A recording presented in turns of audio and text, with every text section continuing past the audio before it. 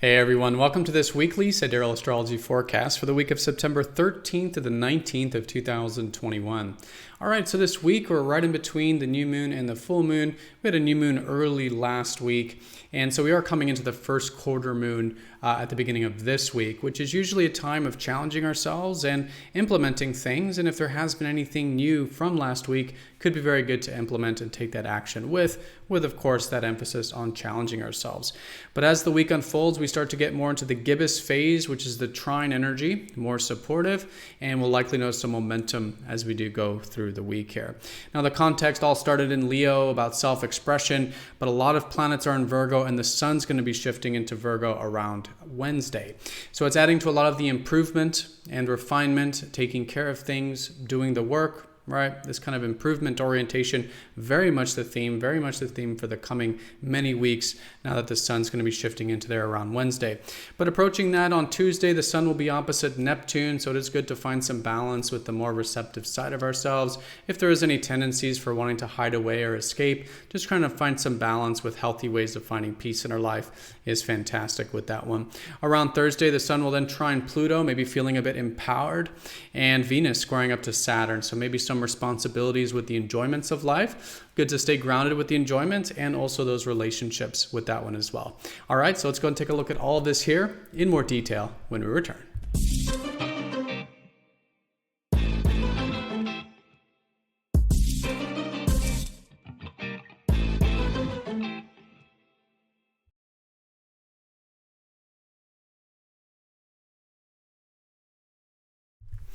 Alrighty, so here is the sky for this week. We're going to look at this first for Monday, September 13th, and work our way throughout the week here.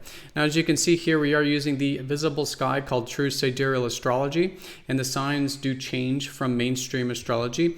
A good example is that the moon will be in healing of Fucus on Monday coming into the week, and this constellation is not used in mainstream astrology. So we're using the visible sky called true sidereal, and if you are new, definitely check out that link down below for more information. All right, so let's do a bit of a recap. It's pretty straightforward. We have a lot of planets in Virgo, and the sun is going to be shifting into Virgo early to mid this week. So Virgo is all about improvement and refinement. It's Virgo the maiden, the refined one, the one striving towards quote-unquote perfection, or doing the best that we can, and that is really how we achieve higher levels of spirituality and personal growth and personal development, physical health, mental health, spiritual health. It's done through the routines, right? It's done through the refinement. It's done through improving ourselves and our environment. So definitely a lot of emphasis on this. Very good for those sort of day-to-day activities, also work and service, and of course any habits or routines we can be building at this time make it a very constructive time to do so. But the sun will be finishing Leo these first few days, so Monday, Tuesday, still good for that self-expression and furthering to develop the things we love and we're passionate about in life, which is what this whole new beginning was about with last week's new moon. But taking it one step further, in Leo, we find the love, we find the passion of what we enjoy. And then with Virgo, we do the work with it to refine it, to carry it forward, maybe do it with our work and ground it. So very good to have that intention here this week. All right, so let's go ahead and start first with Monday. We do have the moon in the first quarter phase in healing of Fucus. This means that the sun and moon are in very different constellations. Of course, with the sun still in Leo, the theme is good for self-expression, but of course, a Fucus is very deep.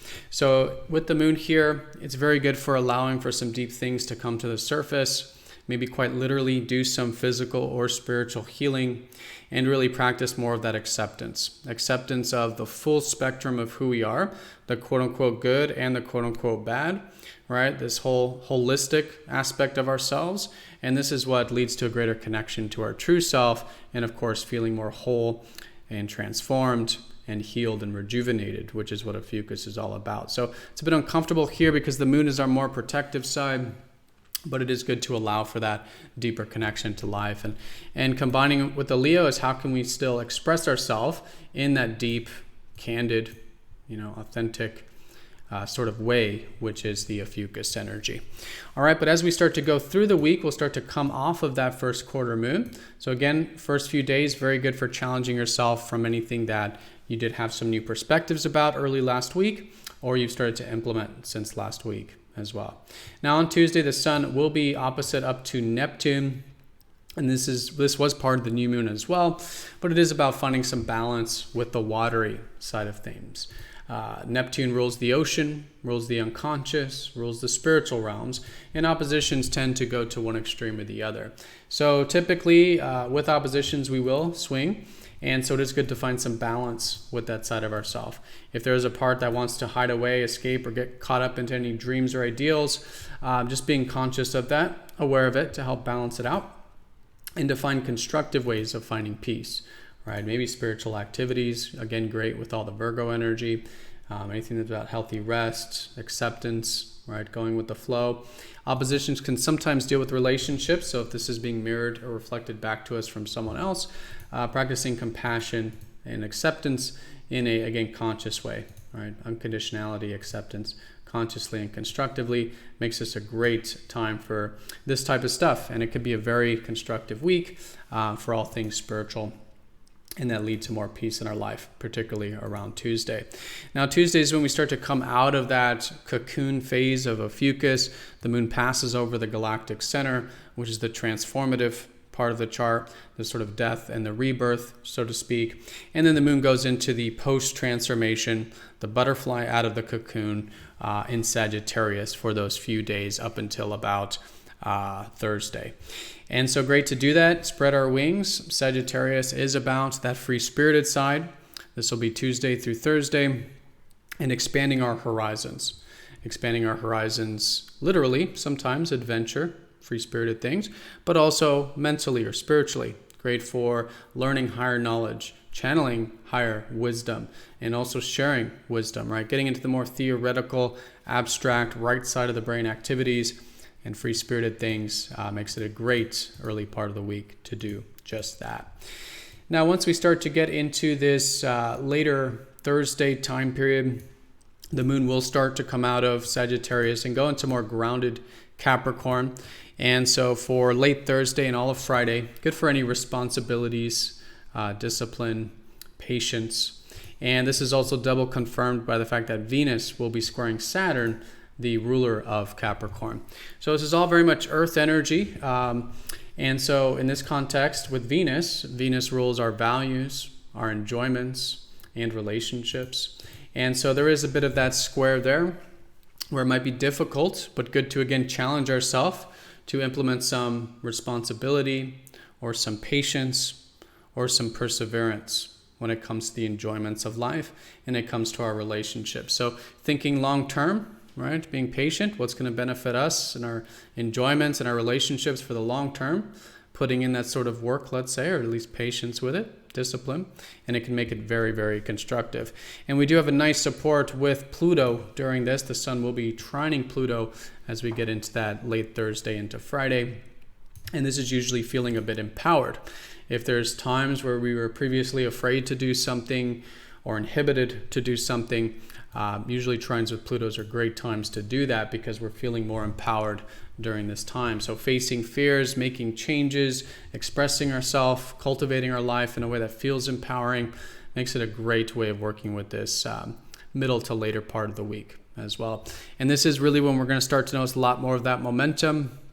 The moon trining the sun, starting to get up to the full moon, which will be next week. And so we are approaching the heightened energy of the lunar cycle. And so all weekend is very good for that momentum. Using the support, if it's available. Things tend to flow a little bit more than earlier during the first quarter phase. But using the first quarter phase for action and initiative, then we start to notice more momentum being built from that as we get into that heightened full moon phase, which again will be next week. Now, once we do get to the Friday time period, so Friday and early Saturday, moon in Capricorn, again, themes around responsibilities and patience. Once we do get to the late Saturday and all of Sunday time period, the moon will be in Aquarius, which is great for a bit of the individualism to come out. So how can we let out more of our individual spark, our individual self-expression, our unorthodox side, right? And also sometimes too, thinking about the world or the future or a more collaborative side as well. Could be a good time for connecting with friends or community, or doing some things where we can join up with others towards some shared vision. But of course, utilizing our own unique individual self-expression, which we all have, to join up with others to collaborate or do something towards the world of the future makes it always a great way of working with that Aquarius energy. And as we get to the very late part of Sunday, Mercury will start to trine Jupiter. So we might feel a bit of an expansive mind, maybe a bit open-minded, a bit free-spirited mentally, and again, makes it great for those Sagittarian types of things like learning higher knowledge, wisdom, and expanding our particularly mental horizons. But this will be mostly on Monday, and of course, we'll talk about that in next week's video. All right, everyone, so that is the week in a nutshell. First quarter phase, challenging ourselves for implementation from energy from last week, starting to build momentum as we go through the week. Tuesday is good for finding some balance with that Neptune energy, the watery, spiritual, receptive side in constructive ways. We do have some empowerment coming in mid to late part of the week with a trine to Pluto, and Venus squaring Saturn with the moon in Capricorn. Just good for thinking long term, taking care of any responsibilities and things of that nature. All right, so everyone have a fantastic week. Thank you so much for watching. Be sure to click the like button if you haven't yet, and I'll see you all next week for the next astrology forecast. Take care.